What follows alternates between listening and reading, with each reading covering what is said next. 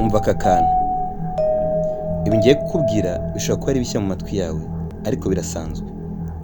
Urugero: Ubuhinde, Ethiopia, China, Abarabu ni bimwe mu bihugu bifite inyandiko zifashishwa mu gutandukanya imyandikire n'izindi mvugo, bityo bigatuma zisigasira umwimerere w'ururimi rwabyo. Natwe mu Kinyarwanda dufite umwero nk'inyandiko umwimerere y'ururimi rwacu. Uwize kandi akamenya umwero amenya neza ikibonezamvugo, kuko umwero wifitemo gusobanura ijambo ku rindi. Umwero ushobora kugufasha kwandikira umuntu undi ntabimenye, kereka nawe asanzwe abizi. Hari keyboard yabigufashamo. Niba ushaka kumenya ibindi byerekeranye n'umwero cyangwa se kuwiga neza, kurikira uwo bita Mugisha Kwizera kuri Twitter, mu cyumweru kimwe ube wamaze kumenya umwero uko ukora. Uyu ni umwe mu biyemerera ko yamaze kumenya umwero mu gihe gitoya. Niba ukunda ururimi rwawe, iga umwero ntucikwe.